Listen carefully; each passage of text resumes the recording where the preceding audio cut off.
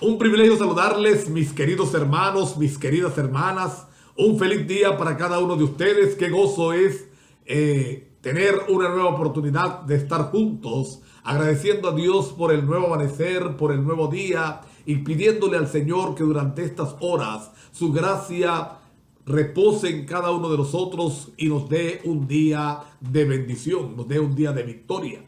Bendito sea el Señor por el privilegio de continuar juntos en la experiencia maravillosa de estudiar la palabra a través de este plan patrocinado por la Iglesia Adventista del Séptimo Día y denominado Reavivados por su palabra. Hoy corresponde el capítulo número 17 del Evangelio según San Mateo.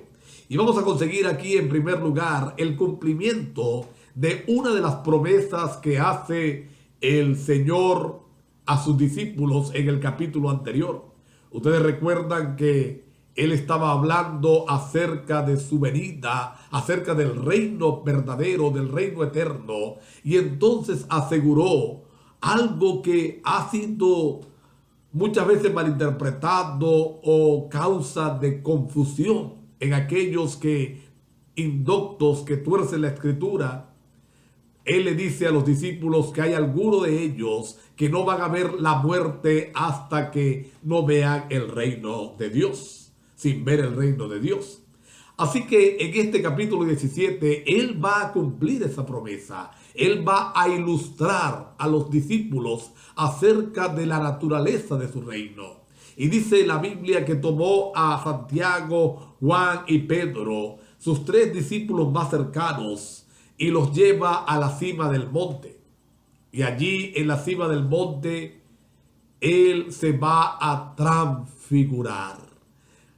Marcos y Lucas van a añadir otros detalles interesantes que vamos a estudiar en su momento determinado cuando lleguemos a esos capítulos. Pero hoy veremos que Mateo dice que su vestidura se hizo blanca como la lana y aparecen dos personajes allí. Va a aparecer Elías y Moisés. Ahora vamos a entender la razón por la cual ellos aparecen, por la cual ellos vienen. A veces nosotros simplemente vemos la mitad del cuadro, vemos la mitad de la razón, pero hay que verla completa. Cristo se estaba preparando para entrar en Jerusalén y ser tomado cautivo, ser tomado por la multitud sedienta de sangre, por aquellos líderes religiosos que le estaban rechazando, y entonces ser condenado a morir en la cruz del Calvario. Y la humanidad de Cristo estaba resistiéndose. De hecho, ustedes recuerdan que en los últimos momentos, antes de la cruz, Cristo oró varias veces al Padre pidiendo que si fuera su voluntad, entonces pasara esa copa de Él, sin que Él la tuviera que beber. Y cuando Pedro saca la espada en el momento de que toman a Jesús y corta la oreja de Malco, la reprensión del Señor incluye una verdad extraordinaria. El Señor Jesús le dice a Pedro: si yo quisiera en este momento, le pido a mi Padre y Él mandaría una legión de ángeles para rescatarme. Así que Cristo estuvo tentado. Oigan bien lo que voy a decir. A desistir del proceso de salvación. De hecho, una de las insinuaciones que el enemigo permanentemente hacía a su mente tenía que ver con esto. Le decía: mira lo que va a pasar. Mira cómo te van a pagar. Mira cómo te van a traicionar. Mira lo que están haciendo los que tú amas. ¿De qué vale la pena tanto sufrimiento? Así que vienen a esta tierra enviados por el Padre dos personajes que su salvación estaba dependiendo de lo que ocurriera en la cruz. Y vienen para animar al Señor. Son dos personajes que han sufrido por causa de la palabra de Dios. Son dos personajes que han cargado un peso extraordinario por causa del evangelio, vamos a decirlo así, por causa de la palabra de Dios. Moisés, 40 años dirigiendo al pueblo, a un pueblo rebelde, a un pueblo contumaz, a un pueblo que le está llevando la contraria permanentemente. Elías enfrentado a un rey y a una reina tiranos. Pero ambos habían sido llevados por Dios y ambos su salvación dependía de que Cristo muriera. Si Cristo no hubiera muerto en la cruz, si Cristo hubiera abandonado el proceso de salvación, entonces Moisés y Elías hubieran tenido que bajar, morir y ser enterrados. Ellos vienen para animar, para fortalecer a Cristo Jesús en su decisión.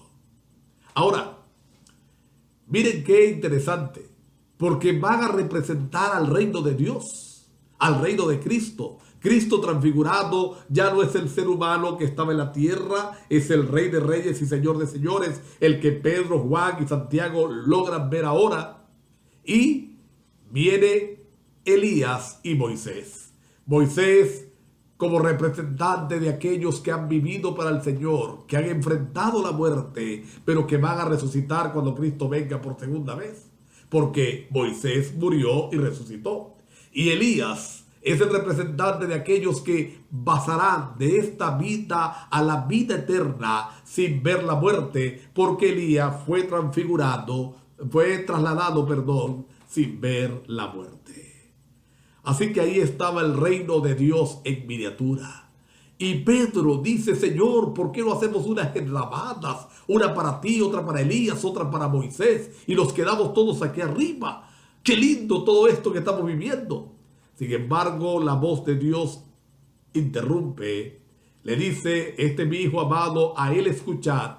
Ellos bajan su cabeza y lo próximo que sienten es el toque de el maestro levantándolos, y ya no había nada en aquel lugar. El Señor le dice: no digan nada de esto hasta que yo no haya resucitado. Y entonces viene la pregunta de los discípulos: ¿por qué se dice que Elías debe venir primero? Y el Señor le dice: ya Elías vino y no lo recibieron. Y ellos entendieron entonces que se refería a Juan el Bautista. Recuerden que Juan el Bautista cumple parte de la profecía que se encuentra en el libro de Malaquías.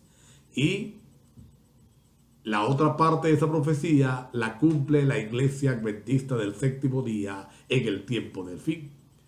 Pero mientras estaba ocurriendo aquello allá arriba, mientras estaba Jesús transfigurando y presentando el reino en miniatura, algo estaba ocurriendo en la tierra con los otros discípulos.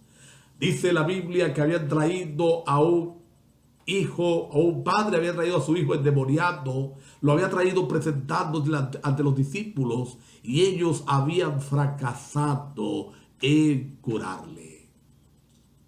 Cuando llega Jesús, el hombre le cuenta, y Jesús mira a sus discípulos y le dice: oh, ¿hasta cuándo lo voy a soportar? Hombres sin fe, hombres de poca fe. Ahora, la razón del fracaso de los discípulos fue la falta de fe.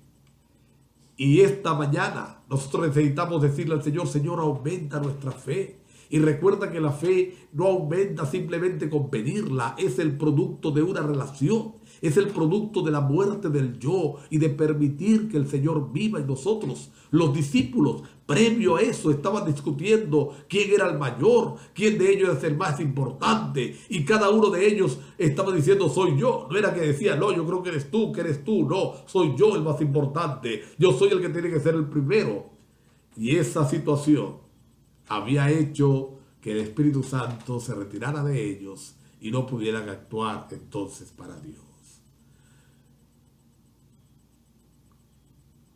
Aquí otro asunto que vamos a encontrar en este capítulo es que entran a Capernaum, le preguntan a Pedro: ¿por qué tu maestro no paga los impuestos? Y él dice: claro que lo paga. Y cuando llega donde está Jesús, Jesús le hace una pregunta: ¿los reyes de quiénes cobran el impuesto? ¿De sus hijos o de los extraños? Y Pedro responde: de los extraños. Y Jesús le dice, ha respondido bien. Pero para no tener problemas, mira, ve, haz esto, pesca, y en el primer pez vas a encontrar dinero suficiente para pagar tu impuesto y el mío. Bendito sea el Señor. Un milagro, creo, sin temor a equivocarme, que es el único milagro que el Señor hace para beneficio propio. Pero no fue para beneficio propio, fue para ayudar a un discípulo que por lengua suelta se había metido en un problema. Dios siempre está listo para ayudarnos. Cristo siempre está listo para socorrernos. Él siempre está listo para darnos la victoria. Bendito sea el Señor, porque en este día podemos confiar en este Jesús que nos ama tiernamente. Vamos a inclinar nuestro rostro para orar. Padre eterno que estás en los cielos, muchas gracias, porque tu amor y tu misericordia es para siempre. Muchas gracias, Señor, porque nos has permitido estudiar tu palabra en este día. Gracias, porque eres un Dios que nos ama tiernamente. Nos ponemos en tus manos de amor. Danos la victoria, Señor, en este día. En el nombre poderoso de Cristo Jesús. Amén. Bendito sea el Señor. Dios les acompañe, les bendiga, les proteja y les dé un día de victoria.